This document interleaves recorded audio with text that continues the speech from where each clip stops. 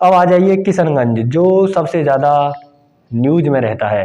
अब इस किशनगंज में हैं जितनी भी सीट हैं, इन विधानसभा सीट पर बात करते हैं। किशनगंज में पहली विधानसभा सीट हमारी बहादुरगंज। इस सीट पर AIMIM के मोहम्मद तौसीफ आलम जीत रहे हैं। हालांकि टक्कर कांग्रेस के प्रत्याशी मसबार आलम के बीच होगी, जहां NDA से लोक जनशक्ति पार्टी LJP चिराग पासवान के प्रत्याशी मोहम्मद कलीमुद्दीन खड़े हैं। लेकिन मोहम्मद कलीमुद्दीन इन दोनों प्रत्याशियों के बीच कहीं नहीं है, क्योंकि टक्कर AIMIM और कांग्रेस के बीच रहेगी। अब देखना यह है कि NDA से जो मुस्लिम प्रत्याशी खड़े हैं उनको कितने प्रतिशत वोट मिलता है उनके मुस्लिम एरिया से ही। बहादुरगंज में मुस्लिम आबादी कुल 55% है और हिंदू आबादी 45% है। जब भी किसी बड़ी पार्टी ने हिंदू प्रत्याशी को टिकट नहीं दिया है।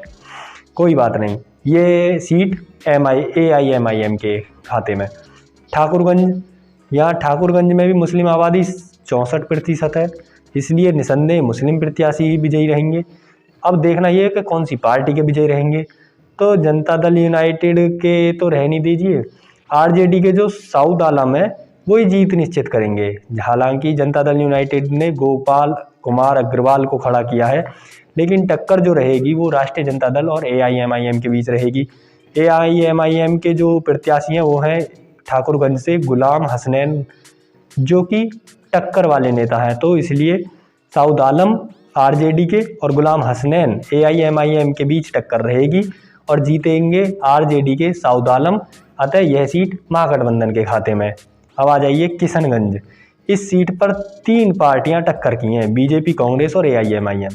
जहां BJP से स्वीटी सिंह, कांग्रेस से कमरुल हाउदा और AIMIM से समस आगाज खड़े हैं। लेकिन विजेता कांग्रेस के ही रहेंगे, कमरुल हाउदा, क्योंकि इस सीट पर मुस्लिम बहुल है।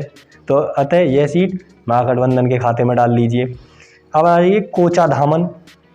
कोचाधामन में AIMIM के सरवार आलम और RJD के मुजाहिद आलम के बीच टक्कर रहती है, लेकिन जीतेंगे AIMIM के नेता।